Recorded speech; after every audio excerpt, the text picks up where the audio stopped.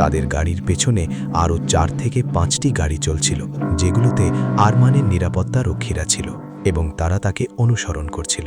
গাড়ির ভেতরে অথৈ নীরবতা বিরাজ করছিল। কিছুক্ষণ আগেও যেখানে সবাই হাসি ঠাট্টায় মেতেছিল, সেখানে মুহূর্তেই পরিবেশ গম্ভীর হয়ে গেল। সবার মুখ থেকে হাসি মিলিয়ে গেল। সবাই চুপচাপ সামনের রাস্তার দিকে তাকিয়েছিল। কিছুক্ষণ পর আরমান সিংহানিয়া একটি নির্জন জায়গায় গাড়ি থামিয়ে আদেশের সুরে বলল, সবাই নিজের মুখ ভালো করে ঢেকে নাও। আরমানের কথা শেষ হতেই 4 জনই নিজেদের মুখ সম্পূর্ণভাবে ঢেকে নিল। ঠিক তখনই আরমান নিজের গাড়ি থেকে একটি বন্দুক বের করল। এরপর সবাই গাড়ি থেকে নেমে বন্ধ পড়ে থাকা একটি কারখানার দিকে এগিয়ে যেতে লাগল। সেই সময় তারা শহরের বাইরে বহু বছর আগে বন্ধ হয়ে যাওয়া একটি পরিত্যক্ত কারখানার সামনে দাঁড়িয়েছিল। আরমান তার সব গার্ডের দিকে ফিরে বলল, তোমরা সবাই এখানেই থাকো, আমাদের জন্য অপেক্ষা করো। এই কথা বলে 5 জন কারখানার ভেতরে ঢুকে গেল। তারা অদ্ভুত কিছু শব্দ শুনতে পেল। শব্দগুলো শুনেই আরমান ইশারায় সবাইকে আলাদা আলাদা দিকে ছড়িয়ে পড়তে বলল।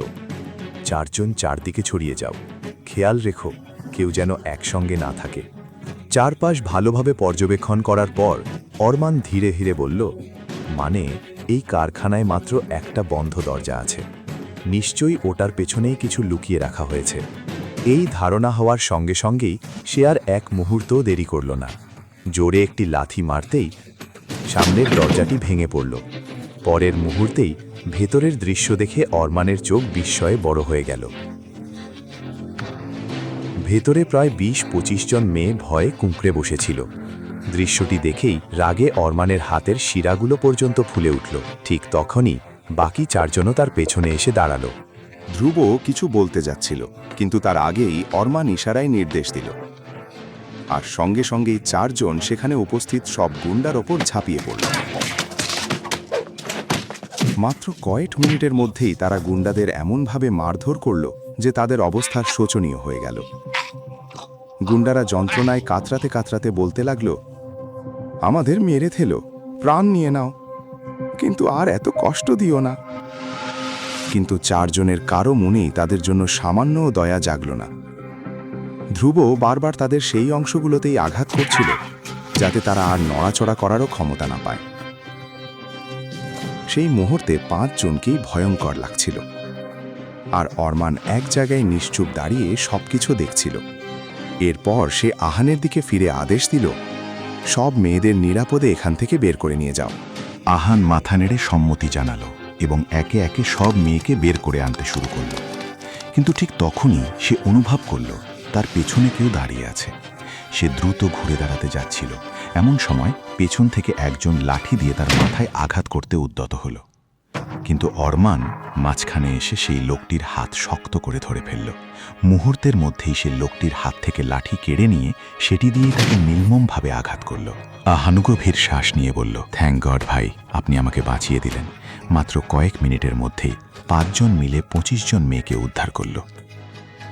পাশাপাশি সেখানে উপস্থিত সব গুন্ডাকে দড়ি দিয়ে বেঁধে ফেলল, যাতে কেউ আর পালিয়ে যেতে না পারে। এরপর আরমান রাজাদের মতো সবার সামনে বসে পড়ল। তবে তার মুখে ছিল একটি মাস্ক, তাই এখনো পর্যন্ত কেউ তার আসল মুখ দেখেনি। কিন্তু তার চোখের দৃষ্টিতেই যেন আগুন জ্বলছিল, যা প্রমাণ করে দিচ্ছিল মাস্কের আড়ালে লুকিয়ে থাকা মুখটি কোনো সাধারণ মানুষের নয়। ঠিক তখনই গুন্ডাদের মধ্যে একজন ভয়ে কাঁপতে কাঁপতে জিজ্ঞেস করল, তোরা কারা? জানিস তো কার লোকেদের উপর হাত তুলেছিস? আমরা সবাই বীর রায়চনের লোক। লোকটির কথা শুনে হঠাৎ আরমান মুখ আরও কঠোর হয়ে উঠল। সে সঙ্গে সঙ্গে উঠে দাঁড়িয়ে লোকটার সামনে গিয়ে এক হাতে তার কলার চেপে ধরে প্রায় শূন্যে তুলে ফেলল।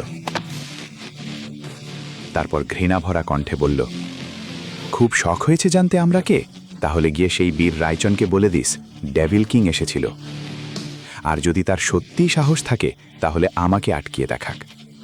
পরের পর্বে জানুন গল্পের পরবর্তী চমকপ্রদ ঘটনা। দেখুন শুধুমাত্র পকেট এফএম-এর ইউটিউব চ্যানেলে। আর তেরে ইশকেমের সব এপিসোড শুনতে ডিসক্রিপশনে দেওয়া লিঙ্ক থেকে ডাউনলোড করুন পকেট এফএম অ্যাপ।